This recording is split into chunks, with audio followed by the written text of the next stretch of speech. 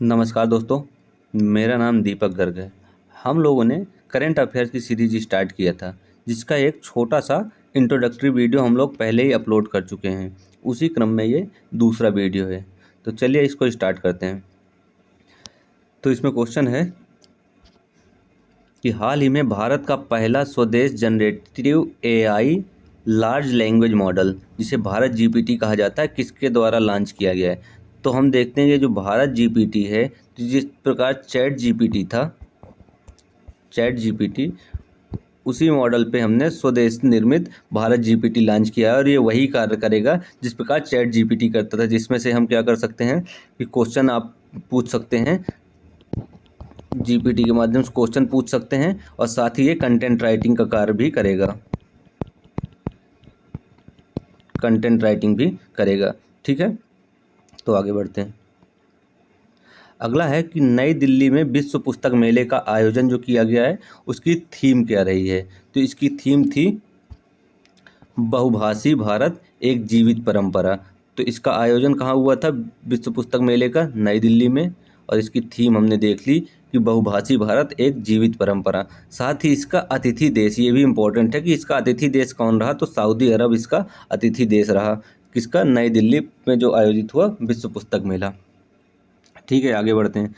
तो इसमें आगे देखते हैं हम कि ये जो गुप्तेश्वर वन क्षेत्र, कहाँ पे? उड़ीसा में गुप्तेश्वर वन क्षेत्र है, इसको चौथे बायोडाइवर्सिटी हेरिटेज साइट के रूप में घोषित किया है उड़ीसा सरकार ने। तो बस इतना याद रखना है गुप्तेश्वर वन क्षेत्र कहाँ पे है।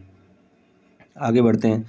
तो अगला है कि भारत सरकार के प्रधान वैज्ञानिक सलाहकार प्रोफेसर अजय कुमार सूद ने फरवरी 2024 में विज्ञान, प्रौद्योगिकी, इंजीनियरिंग, गणित और चिकित्सा, इन पांचों सब्जेक्ट के लिए महिलाओं की और लड़कियों का इसमें प्रतिनिधित्व बढ़ाने के लिए, जो कि इनका प्रतिनिधित्व बहुत कम है, इनको बढ़ाने के लिए एक स्वाति पोर्टल लॉन्च किया है। तो आपसे पूछ सकता है स्वाति पोर्टल का संबंध किससे है? तो महिलाओं की स्टेम यानी कि साइंस, टेक्नोलॉजी, इंजीनियरिंग, मैथ और मेडिकल में प्रतिनिधित्व यानी भागीदारी बढ़ाने के लिए। ठीक है, तो आपको समझ में आया। चलिए आगे बढ़ते हैं। अगला है कि आर्कटिक मिशन जो था हमारा, अंटार्कटिक मिशन, तो उसमें से बांग्लादेश और मॉरिशस के वैज्ञानिकों को भी शामिल किया गया है। ये ज़्यादा इंपॉर्टेंट नहीं है। आपको अगला देखना है कि राजा जी टाइगर रिजर्व में क्या हुआ है कि लुप्तप्राय जो हॉग हिरण है, जिसको IUCN ने लुप्तप्राय घोषित किया है, तो ये देखा गया है।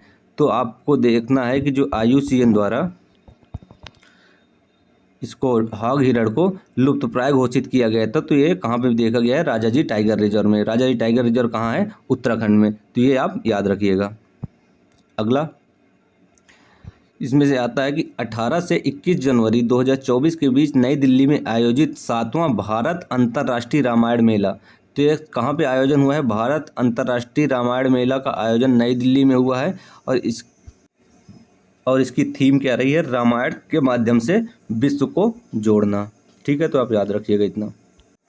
अगला है कि 100% इलेक्ट्रिक बाइक टैक्सी, वायु नाम से 100% इलेक्ट्रिक बाइक टैक्सी किस राज्य सरकार ने शुरू किया है? तो असम ने। बस इसमें इतना ही याद रखना कि वायु क्या है? एक 100% इलेक्ट्रिक बाइक टैक्सी है।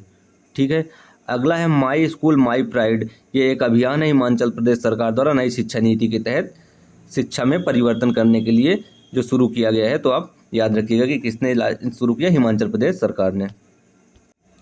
आगे बढ़ते हैं। तो इसमें अगला है कि UAE के अबू धाबी में मोदी जी द्वारा पहले हिंदू मंदिर का उद्घाटन किया गया, और इसका नाम क्या है? बोचास नवाची अक्षर पुरुषोत्तम स्वामी नारायण मंदिर। तो ये जो स्वामी नारायण संप्रदाय था एक, उसी से संबंधित ये मंदिर है। कहाँ पे इसका उद्घाटन किया है नरेंद्र मोदी ने? तो UAE के अबू धाबी में। तो ये आप याद रखिएगा। बाप्स भी पूछ सकता है कि बाप्स क्या है, तो ये एक अबू धाबी में जो एक मंदिर स्वामी नारायण मंदिर है, उस वही है। ठीक है, आगे बढ़ते हैं।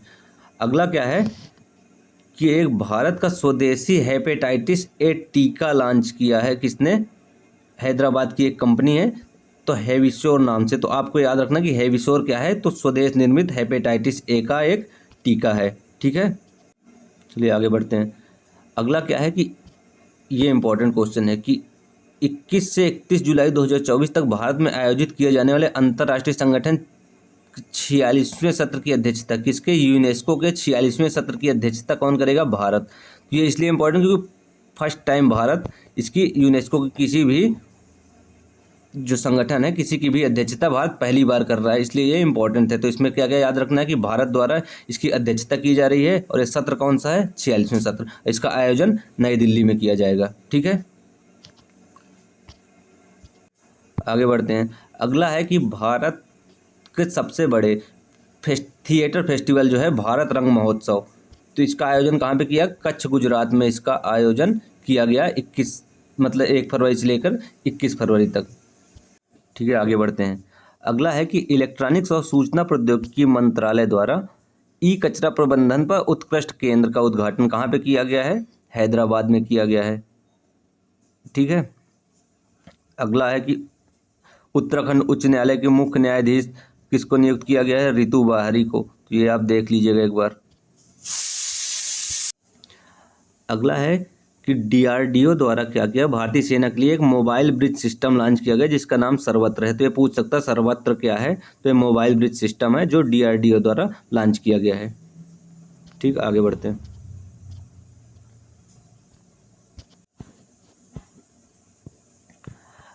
अगला है कि भारतीय अंतरिक्ष अनुसंधान संगठन इसरो के द्वारा जो मिशन 2024 में गगनयान मिशन लॉन्च किया जाएगा उसमें एक रोबोट भेजा जाएगा, महिला रोबोट, जिसका नाम क्या है, व्योममित्र। ये शायद से क्वेश्चन पहले भी आ चुका है कई बार कि किस नाम से रोबोट भेजा जाएगा, तो ये व्योममित्र है, महिला रोबोट है।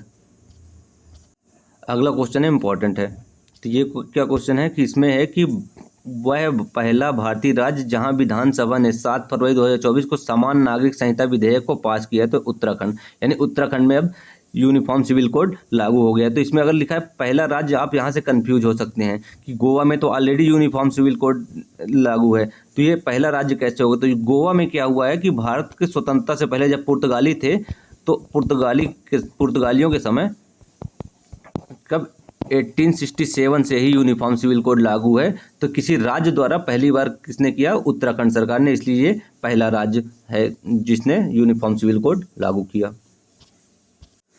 अगला है कि एलोरा अजंता अंतर्राष्ट्रीय महोत्सव, तो ये महाराष्ट्र में छत्रपति संभाजी नगर में ये आयोजन किया गया है।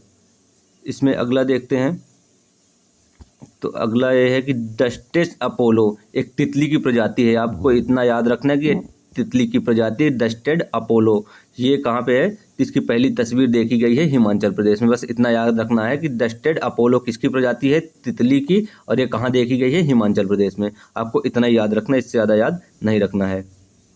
अगला है कि एक भारत श्रेष्ठ भारत पहल के तहत हाल ही में कहाँ पर शिक्षा मंत्रालय द्वारा, तो ये इंपॉर्टेंट, कौन से मंत्रालय द्वारा, शिक्षा मंत्रालय द्वारा ऑरोविले एक्सपीरियंस टूर। ये क्या हुआ है कि जब ये पुडुचेरी में आयोजन इसका हुआ है, आप देखेंगे, इसको सर्च करके पढ़िएगा भी, कि इसमें जब इसका आयोजन हुआ है तो जो जीवन की कठिनाई है, तो ये कठिनाई को दिखाया जा रहा है इसमें ऑरोविले एक्सपीरियंस टूर के माध्यम से। और कहाँ पे है, पुडुचेरी में इसका आयोजन किया गया है, किसके द्वारा, शिक्षा मंत्रालय द्वारा। अगला क्वेश्चन है कि हाल ही में पार्वती, काली सिंध और चंबल लिंक परियोजना, कौन कौन सी, पार्वती, काली सिंध और चंबल लिंक परियोजना के लिए किस किस के बीच समझौता हो, तो मध्य प्रदेश, राजस्थान और केंद्र सरकार। ये जो तीनों नदियां हैं, तो ये मध्य प्रदेश और राजस्थान में प्रवाहित होती हैं, साथ ही साथ केंद्र सरकार भी इसमें मिल गई और तीनों के बीच एक समझौता हुआ है। ठीक है, अगला है समलेई मंदिर परियोजना का उद्घाटन उड़ीसा में, बस इतना याद रखना है। इसके बाद हम देखते हैं कि भ्रष्टाचार धारणा सूचकांक, ये किसके द्वारा, ट्रांसपेरेंसी इंटरनेशनल द्वारा जारी की जाती है भ्रष्टाचार धारणा सूचकांक। इसमें भारत की रैंकिंग 93 है, यानी पिछले साल 2022 से भी इस साल हमारी खराब रैंकिंग आई भ्रष्टाचार में। और पहले नंबर पे कौन है जिसमें सबसे कम भ्रष्टाचार है, तो डेनमार्क है। ठीक है, इतना याद रखिएगा। अगला है कि शिक्षा मंत्रालय द्वारा भारतीय जनसंचार संस्थान को डीम्ड यूनिवर्सिटी का दर्जा दिया गया है। तो बस इतना याद रखिएगा आप कि भारतीय जनसंचार संस्थान को क्या है, डीम्ड टू बी यूनिवर्सिटी का दर्जा शिक्षा मंत्रालय द्वारा प्रदान किया गया है। ठीक है, आगे बढ़ते हैं। अगला है जनवरी 2024 में रामसर कन्वेंशन के तहत 5 भारतीय स्थलों को रामसर स्थल नेटवर्क में शामिल किया गया है। तो अब कितने हो गए हैं, 80, 75 थे, 5 और शामिल कर दिए गए हैं, तो ये 80 है। रामसर कन्वेंशन हुआ कब था, 1971 में। किससे संबंधित है, तो वेटलैंड से संबंधित है। रामसर कन्वेंशन कब हुआ था, और वेटलैंड दिवस भी अब कब मनाते हैं, 2 फरवरी। ठीक है, इतना याद रखिएगा। ठीक, आगे बढ़ते हैं।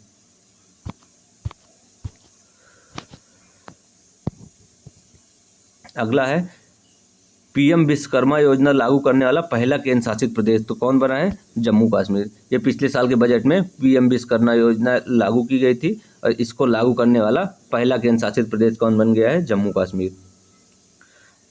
अगला है आयुष मंत्रालय द्वारा राष्ट्रीय आरोग्य मेला का आयोजन किया गया है नई दिल्ली में। ठीक है, आगे बढ़ते हैं। तो ये बापू टावर का अनावरण कहाँ किया गया? पटना बिहार में बापू टावर का अनावरण किया, जो कि महात्मा गांधी को समर्पित देश का पहला बापू टावर है। आगे बढ़ते हैं। अगला है कि भारत के पहले पनडुब्बी पर्यटन को शुरू करने की घोषणा किसके द्वारा की गई? गुजरात सरकार के द्वारा। कहाँ पे? द्वारका में भारत का पहला पनडुब्बी पर्यटन शुरू होगा। ठीक, और इसके बाद आगे बढ़ते हैं। तो इसमें देखें यूनेस्को द्वारा किस भारतीय हवाई अड्डे को विश्व का सबसे खूबसूरत हवाई अड्डा नामित किया गया? तो बेंगलोर के कैंपेगौड़ा हवाई अड्डा के टर्मिनल 2 को क्या किया? विश्व का सबसे खूबसूरत हवाई अड्डा घोषित किया गया। ये इंपॉर्टेंट क्वेश्चन है। आगे बढ़ते हैं। अगला क्या है कि पंजाब सरकार के ने प्रसिद्ध गायक कौन थे? मोहम्मद रफ़ी की स्मृति में 100 फीट की रफ़ी मीनार का अनावरण किया है। कहाँ पे? अमृतसर में। ठीक है, तो आप ये याद रखिए, रफ़ी मीनार का अनावरण कहाँ किया गया है? अमृतसर में। किसके द्वारा? पंजाब सरकार के द्वारा। अगला क्वेश्चन है कि हाल ही में केंद्रीय चिड़ियाघर प्राधिकरण ने उड़ीसा सरकार को उसके किस जूलॉजिकल पार्क में चीता कौन है? चीता, अफ्रीकी शेर और चिंपैंजी के नियोजित स्थानांतरण की अनुमति दी है? तो नंदनकानन जूलॉजिकल पार्क। तो आपको ये याद रखना कि नंदनकानन जूलॉजिकल पार्क कहाँ है, बस इतना याद रखना कि उड़ीसा में है। बस इससे आपका काम हो जाए, क्योंकि ये ऐसे क्वेश्चन मैचिंग में ही आते हैं। आगे देखते हैं। अगला है जनवरी 2024 न्यू स्पेस इंडिया लिमिटेड द्वारा की गई घोषणा के अनुसार वर्ष 2024 की दूसरी तिमाही में इसरो ने अपने किस उपग्रह का प्रक्षेपण पहली बार स्पेसएक्स फाल्कन 9 रॉकेट द्वारा करने की घोषणा की है? तो GSAT-20 ज़्यादा इंपॉर्टेंट नहीं है, इसको आप स्किप कर सकते हैं। अगला है कि समावेशिता और सशक्तिकरण के लिए, ये important question, most important question है कि समावेशिता और सशक्तिकरण के लिए क्या किया गया? अंतर्राष्ट्रीय पर्पल उत्सव। तो ये पूछ सकता है कि अंतर्राष्ट्रीय पर्पल उत्सव का आयोजन किस लिए किया गया? तो ये समावेशिता और सशक्तिकरण के लिए, और इसका आयोजन किया कहाँ गया? तो ये गोवा में। तो ये इंपॉर्टेंट है, आप याद रखिएगा। ठीक, आगे बढ़ते हैं। हाल ही में चर्चा में रहा लक्षद्वीप के किन द्वीपों में देश का पहला वाटर विला प्रोजेक्ट? तो आपको ये देखना है कि ये लक्षद्वीप में कदमत और सुहेली द्वीप जो है, यहाँ पे देश का पहला वाटर विला प्रोजेक्ट बनाया जा रहा है। तो ये इंपॉर्टेंट है, पूछ सकता है कदमत और सुहेली द्वीप कहाँ पे हैं, और यहाँ ये दूसरे तरह से पूछ सकता है कि वाटर विला प्रोजेक्ट कहाँ बनाया जा रहा है। लक्षद्वीप वैसे ही चर्चा में रहा है, तो ये इंपॉर्टेंट हो जाता है। आगे बढ़ते हैं। तो इसमें क्या है,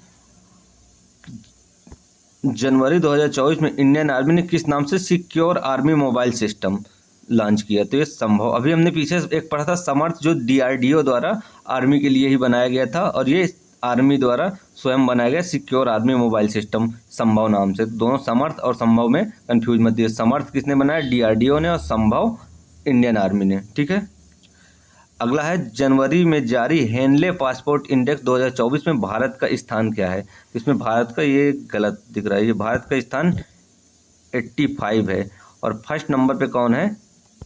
तो फर्स्ट नंबर पे इस बार कई देश है। फ्रांस है, फ्रांस हो गया, जर्मनी हो गया, जापान हो गया, सिंगापुर हो गया। तो ये 4 या 5 देश फर्स्ट पोजीशन पे हैं, और भारत की रैंक क्या है? 85।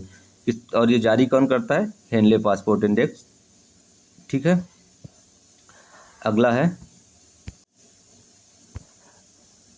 है इसमें कि इसरो द्वारा ब्लैक होल और अन्य अंतरिक्षी पिंडों के अध्ययन के लिए कौन सा उपग्रह लॉन्च किया गया? तो एक्सपोसेट। ये इंपॉर्टेंट है कि एक्सपोसेट उपग्रह किस लिए है? तो ये अंतरिक्ष पिंडों और ब्लैक होल के अध्ययन के लिए इसरो द्वारा लॉन्च किया गया है एक्सपोसेट उपग्रह। ठीक है, अगला है कि भारतीय थल सेना वर्ष 2024 को किस वर्ष के रूप में मना रही है? तो प्रौद्योगिकी अवशोषण वर्ष। तो ये इंपॉर्टेंट होते हैं, कई बार देख रहे हैं कि ये वर्ष लगातार कई बार, जैसे 2023 को मोटा अनाज वर्ष था, तो कई एग्जामों में देखने को मिला। इसी प्रकार भारतीय थल सेना ने 2024 को प्रौद्योगिकी अवशोषण वर्ष के रूप में मना रही है। ठीक है, तो याद रखिएगा कि प्रौद्योगिकी अवशोषण वर्ष कौन मना रही है? भारतीय थल सेना। अगला है युवा निधि योजना, बेरोजगारों के लिए कर्नाटक सरकार द्वारा, तो आप देख लीजिएगा एक बार। ठीक है, आगे बढ़ते हैं। अगला है हाल ही में किस आईआईटी के शोधकर्ताओं ने कैंसर रोधी दवा कैप्टोथोसिन, बस इतना याद रखिए, कैप्टोथोसिन किससे संबंधित है? ये कैंसर रोधी दवा है, बस इसमें इतना ही है। आईआईटी मद्रास द्वारा इसको विकसित किया जा रहा है, बस इतना सा आपको याद रखना है। आगे बढ़ते हैं कि जल शक्ति मंत्रालय की विज्ञप्ति के अनुसार किन 3 राज्य केंद्र शासित ने जल जीवन मिशन के तहत 100% कवरेज लक्ष्य हासिल किया है? तो इसमें से अंडमान निकोबार, गोवा और पुडुचेरी, यानी कि एक राज्य और 2 केंद्र शासित प्रदेशों ने 100% जल जीवन मिशन के तहत 100% लक्ष्य हासिल कर लिया है। ठीक, अगला है कि आईएनएस चीता, गुलदार और कुंभीर को 40 वर्षों की सेवा के बाद इनको भारतीय नौसेना से मुक्त कर दिया गया है। ठीक, अगला कि समुद्र पर बने सबसे लंबे पुल को मुंबई राष्ट्र को समर्पित किया गया अटल सेतु, यानी समुद्र पर बना सबसे लंबा पुल कितना है? 21.8 किलोमीटर का है, जो कि समुद्र पर बना सबसे लंबा पुल है। इसको प्रधानमंत्री नरेंद्र मोदी ने क्या किया? मुंबई राष्ट्र को समर्पित कर दिया है।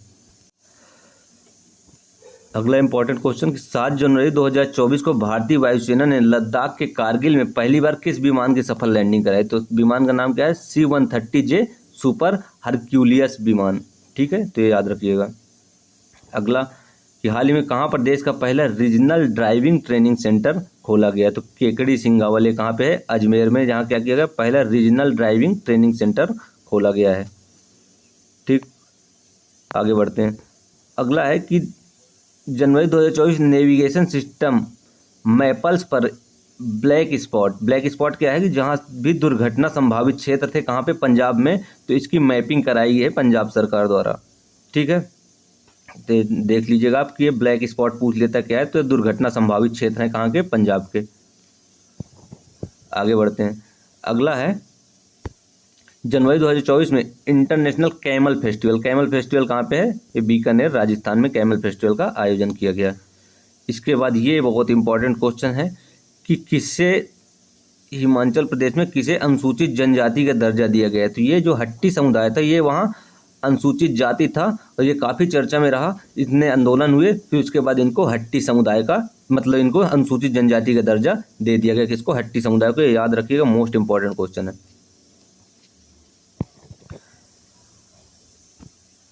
फिर अगला है किस टाइगर रिजर्व को भारत के पहले डाई स्काई पार्क का खिताब से सम्मानित किया गया? तो पेंच टाइगर रिजर्व, ये कहाँ पे है? मध्य प्रदेश में। तो किसको किया गया? डाई स्काई पार्क के खिताब से सम्मानित किया गया है। अगला है किस मंदिर में देश के पहले हेल्दी और हाइजीनिक फूड स्ट्रीट प्रसादम का लोकार्पण किया गया? तो उज्जैन के श्री महाकाल मंदिर, ये भी एमपी में ही है। ठीक, अगला किस अभिनव पहल के लिए पंचायती राज मंत्रालय ने 2024 में सार्वजनिक नीति संवाद कॉन्क्लेव में सर्वश्रेष्ठ नवाचार पुरस्कार जीता है? किसने जीता? पंचायती राज मंत्रालय ने स्वामित्व योजना के माध्यम से भूमि शासन के लिए ये पुरस्कार जीता है। किसने? पंचायती राज मंत्रालय ने। आगे बढ़ते हैं। अगला है कि महाराष्ट्र सरकार ने हाल ही में सांगली जिले में किस नाम से एक नया संरक्षण रिजर्व घोषित किया है? तो किस नाम से? अटपाड़ी संरक्षण रिजर्व। तो ये पूछ सकता है अटपाड़ी संरक्षण रिजर्व कहाँ है? तो ये महाराष्ट्र के सांगली जिले में। अगला है कि हाल ही में किस राज्य सरकार ने मैंग्रोव, मूंगा, समुद्री घास और नमक दलदल सहित तटीय परिस्थिति तंत्र के संरक्षण के लिए ब्लू कार्बन एजेंसी लॉन्च की? तो ये इंपॉर्टेंट है कि ब्लू कार्बन एजेंसी किसने लॉन्च की? तमिलनाडु सरकार ने। और किस लिए? तटीय परिस्थिति तंत्र के संरक्षण के लिए। अगला है हाल ही में डीआरडीओ द्वारा विकसित की गई नई असॉल्ट राइफल, इसका नाम क्या है? उग्रम। ये इंपॉर्टेंट है। उग्रम क्या है? तो ये असॉल्ट राइफल है और इसको विकसित किसके द्वारा किया गया? डीआरडीओ के द्वारा। अगला इंपॉर्टेंट नहीं, इसके बाद ये तो आपको सबको पता है कि राम मंदिर के प्राण प्रतिष्ठा कब हुआ है? 22 जनवरी को इसका आयोजन किया। ठीक, आगे बढ़ते हैं कि ये जो वाइब्रेंट गुजरात ग्लोबल समिट हुआ है तो इसमें किस देश को मुख्य अतिथि बनाया गया है? तो इसमें यूएई के शेख मोहम्मद बिन जायद अल नहयान आए थे और इनको मुख्य अतिथि के रूप में नामित किया गया था वाइब्रेंट गुजरात ग्लोबल समिट में। ठीक है, अगला है कि इसमें भारत सरकार ने एक नया दिशा निर्देश जारी किया जिसके तहत 16 वर्ष से कम उम्र के बच्चों को कोचिंग सेंटर में प्रवेश नहीं दिया जा सकता। अगर किया जाएगा तो इसके तहत कार्रवाई होगी। तो याद रखिए कितने वर्ष, 16 वर्ष के। अगला है one vehicle one FASTag. National authority of India द्वारा one vehicle one FASTag system लागू किया गया, जिसके तहत क्या होगा कि ये जो टोल के तहत जो कलेक्शन होता है तो इसमें देरी नहीं हो पाएगी और आपका फास्टैग कार्ड के माध्यम से सीधे से आप इसका कलेक्शन ऑनलाइन हो जाएगा। अगला, ये इम्पोर्टेंट नहीं है, इसके बाद देखते हैं तो ये काला घोड़ा महोत्सव, ये हर साल इसका आयोजन कहाँ पे होता है? मुंबई में इसका हर साल आयोजन होता है। अगला है कि दुनिया का सबसे ऊंचा राम मंदिर निर्माणाधीन। ये इंपॉर्टेंट है कि राम मंदिर दुनिया का सबसे ऊंचा कहाँ बनेगा? ऑस्ट्रेलिया में। इसके बाद ये राजस्थान में इंदिरा रसोई योजना का नाम बदलकर अन्नपूर्णा रसोई कर दिया गया, ये देख लीजिएगा। इसके बाद हाल ही में भारत की राष्ट्रपति द्रौपदी मुर्मू की ओर से किस देश के राजदूत को सम्मान स्वरूप बल्लम और राष्ट्रपति का अंगरक्षक भाला प्रदान किया गया? तो मिस्र का, ये देख लीजिएगा आप एक बार। इसके बाद ये इंपॉर्टेंट क्वेश्चन है कि पर्यावरण वन और जलवायु परिवर्तन मंत्रालय ने रामसर कन्वेंशन के तहत वेटलैंड सिटी एक्रीडेशन के लिए 3 शहरों को नामित किया गया। उसमें कौन कौन शामिल है? इंदौर और भोपाल ये मध्य प्रदेश के और उदयपुर राजस्थान का शामिल है। तो ये आप देख लीजिए एक बार कि किन 3 शहरों को शामिल किया गया है वेटलैंड सिटी एक्रीडेशन के लिए। ठीक है, अगला है रानी दुर्गावती अन्न प्रोत्साहन योजना, मध्य प्रदेश में है, इसको देखिएगा। फिर जैसे किसे सुप्रीम कोर्ट कानूनी सेवा समिति का अध्यक्ष? तो जस्टिस वी.आर. गवई, क्या नाम है इनका? Justice VR. गवई को सुप्रीम कोर्ट कानूनी सेवा समिति का अध्यक्ष बनाया गया है। अगला देखते हैं, हम देख रहे हैं जो बिल्कुल इम्पोर्टेंट नहीं है तो उनको हम स्किप कर दे रहे हैं, तो आप उस चीज़ को समझिएगा। जो इम्पोर्टेंट है हम उन्हीं को ज़्यादा ध्यान दे रहे हैं। अगला है जैसे हाल ही में भारतीय विज्ञान संस्थान बेंगलुरु ने किस नाम से कोविड-19 वैक्सीन विकसित की? तो ये इम्पोर्टेंट है, RS2 हीट टॉलरेंट, ये नाम से क्या है, ये कोविड वैक्सीन बनाई किसने? ISC बेंगलोर ने। ये इम्पोर्टेंट है, इसको याद रखिएगा। फिर अगला है ये एक किस राज्य में स्थित हारनी झील? तो ये हारनी झील मोस्ट इंपॉर्टेंट है क्योंकि इसमें क्या हुआ था कि नाव दुर्घटना में 12 स्कूली छात्र और 2 अध्यापक के डूबने से मृत्यु हुई थी, गुजरात में है। तो ये हारनी झील पूछ सकता है कि हारनी झील कहाँ पे है? गुजरात में। ठीक, आगे बढ़ते हैं। अगला है कि जनवरी 2024 IIT मद्रास ने किस नाम से स्मार्ट मोबाइल वायु प्रदूषण मॉनिटरिंग सिस्टम, तो प्रोजेक्ट काटरू पूछ सकता है क्या है कि ये, तो क्या है? स्मार्ट मोबाइल वायु प्रदूषण मॉनिटरिंग सिस्टम है जो प्रोजेक्ट काटरू के नाम से IIT मद्रास ने इसको विकसित किया है। अगला कि भारत का पहला 3D शहर स्थानिक डिजिटल ट्विन विकसित करने वाला शहर कौन सा हो गया? वाराणसी हो गया। जनवरी 2024 में टाटा स्टील मैप लिमिटेड के सहयोग से भारत का पहला इंडिया इनोवेशन ग्राफीन केंद्र कहाँ पे है? ये कोच्चि में। ये आप याद रखिएगा कि इंडिया इनोवेशन ग्राफीन केंद्र कहाँ पे है? कोच्चि, केरल में। ठीक, आगे बढ़ते हैं। अगला क्या है? जनवरी 2024 में किस राज्य ने 9 वर्ष के बाद पारंपरिक भैंसों की लड़ाई मोह जूझ का आयोजन किया? तो असम ने। ये क्या होता था पहले? असम में ये मोह जूझ आयोजन होता था, उसके बाद इसको बंद कर दिया गया था। वापस से असम सरकार ने इसको, ये भैंसों की लड़ाई है मोह जूझ नाम से, ये असम में वापस से चालू किया गया है। अगला है कि केंद्र सरकार ने किसे 9 भारतीय शास्त्रीय भाषाओं के रूप में अपनाने की घोषणा की है? तो फारसी को। अभी हमारे आधिकारिक रूप से तो 6 शास्त्रीय लैंग्वेज यानी क्लासिकल लैंग्वेज है। कौन सा? तेलुगु, तमिल, संस्कृत, कन्नड़, मलयालम और उड़िया, ये 6 हैं। और 7वें और 8वें प्राकृत हो गई और पाली हो गई। इसके साथ साथ ये 9वीं भाषा फारसी। तो ये फारसी, इन भाषाओं को शास्त्रीय भाषा के रूप में मान्यता देने की बात की गई है। ठीक, तो याद रखिएगा कि कौन कौन सी क्लासिकल लैंग्वेज हैं अभी अपने देश में। अगला, हाल के दिनों में भारतीय सेना द्वारा जम्मू कश्मीर में आतंकवादियों की सफाई के लिए कौन सा अभियान चालू किया गया? तो ऑपरेशन सर्वशक्ति। ऑपरेशन एक बार सारे जितने भी किए गए हैं लेटेस्ट में पिछले 1-2 सालों में, तो आप एक बार उनकी लिस्ट बना सकते हैं। तो ऑपरेशन सर्वशक्ति किस लिए है? आतंकवादियों की सफाई के लिए जम्मू कश्मीर में। अगला है वह भारतीय राज्य जिसने महिला सशक्तिकरण के लिए जनवरी 2024 में महतारी वंदना योजना शुरू की? छत्तीसगढ़ सरकार के। इसके तहत क्या करेंगे? 1,000 रुपये मासिक महिलाओं को दिया जाएगा। इसी प्रकार मध्य प्रदेश में लाडली बहना योजना थी जिसके तहत 1,250 रुपये महिलाओं और लड़कियों को दिया जा रहा था। आगे बढ़ते हैं। इसमें है कि उड़ीसा में किस मंदिर में विरासत गलियारे का उद्घाटन किया? तो पुरी के जगन्नाथ मंदिर में विरासत गलियारे का उद्घाटन किया गया है। एक ये हो गया कि कौन भारतीय सेना की पहली महिला सूबेदार बनी है? तो प्रीति रजक भारतीय सेना की पहली महिला सूबेदार बनी है। ठीक। अगला है जनवरी 2024 में American travel portal Travel and Leisure द्वारा जारी टॉप 10 सोलो ट्रेवलिंग डेस्टिनेशन में राजस्थान के किन 2 शहरों को शामिल किया? तो जैसलमेर और उदयपुर को इसमें सोलो ट्रेवलिंग डेस्टिनेशन में शामिल किया गया है। ये ज़्यादा इंपॉर्टेंट नहीं है, बस शहरों के नाम याद रखिएगा आप। अगला है 23 जनवरी को पराक्रम दिवस के अवसर पर प्रधानमंत्री ने लाल किस कार्यक्रम की शुरुआत की? तो भारत पर्व की। पराक्रम दिवस किसके जन्मदिन पर मनाया जाता है? सुभाष चंद्र बोस के जन्मदिन पर यह पराक्रम दिवस मनाया जाता है। ठीक है, आगे बढ़ते हैं। अगला है अयोध्या के राम मंदिर में स्थापित भगवान राम की मूर्ति को नाम क्या दिया गया है? ये भी इंपॉर्टेंट है, पूछ सकता है। तो इनको नाम दिया गया है बालक राम।